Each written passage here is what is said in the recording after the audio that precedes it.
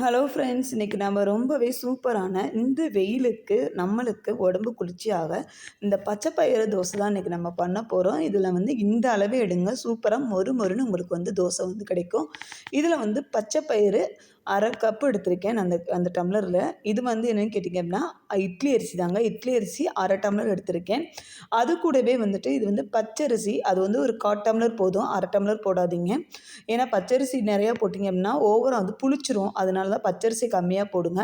இப்போ இது கூடயே நம்ம வந்து இது எல்லாத்துக்கும் சேர்த்தே வந்து 3/4 டம்ளர் வந்து நான் வந்து இது வந்து தோல் நீக்காத உளுந்து தான் நான் வந்து எடுத்திருக்கேன். ஏன்னா இந்த தோல் நீக்காத உளுந்து ரொம்ப நல்லதுங்க.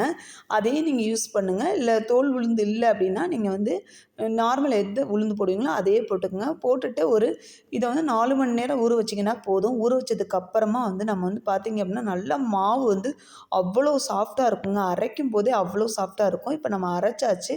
அரைச்சோன்னே நல்லா உப்பு போட்டுட்டு நல்லா வந்து கிளறிக்கிருங்க. நெக்ஸ்ட்டு டே பார்க்கையில சூப்பராக மாவு வந்து பொங்கி வந்தது. இப்போ நான் அதை வந்து பொங்கி எடுக்கிறத வந்து வீடியோ எடுக்க மறந்துட்டேன். இப்போ வந்து நம்ம வந்து கடாயை சூடு பண்ணிவிட்டு லைட்டாக எண்ணெய் ஊற்றிட்டு நம்ம வந்து தோசை வந்து சுட்டோம் அப்படின்னா சூப்பராக வந்து நம்மளுக்கு தோசை ரெடி ஆயிருங்க. இந்த தோசை எத்தனை கொடுத்தாலும் வந்து பத்தாதுங்க. அவ்வளோ அளவு டேஸ்ட்டாக வந்து இருக்கும். அதே மாதிரி எடுக்க வர்றதுக்கும் சரி நல்லா வந்து சூப்பராக வந்து வந்ததுங்க. நல்லா வந்து இது மொறு மொறுன்னு ஒரு தோசை வந்து இந்த வெயிலுக்கு நீங்கள் வந்து உங்கள் வீட்டில் நீங்களும் ட்ரை பண்ணி பாருங்கள். ட்ரை பண்ணி பார்த்துட்டு எப்படி இருந்துச்சு அப்படின்னு வந்து நீங்களும் கமெண்டில் மறக்காமல் வந்து சொல்லுங்கள். இந்த தோசைக்கு தொட்டுக்கிறதுக்கு வந்து கத்திரிக்காய் கிரேவி வந்து பண்ணணும். இது வந்து நீங்கள் வந்து சப்பாத்தி கூட சாப்பிட்லாம். பக்கத்தில் இருக்க வந்து கொள்ளு பொடி, இந்த கொள்ளு பொடி வந்து எப்படி பண்ணுறது அப்படின்னு இன்னொரு வீடியோவில் உங்களுக்கு கண்டிப்பாக சொல்கிறேன். என் வீடியோ பிடிச்சிருந்தது அப்படின்னா லைக் பண்ணுங்கள், ஷேர் பண்ணுங்கள், கமெண்ட் பண்ணுங்கள், மறக்காமல் வந்து சப்ஸ்கிரைப் பண்ணுங்கள். இன்னொரு வீடியோவில் நம்ம பார்க்கலாம். ஓகே, பாய்.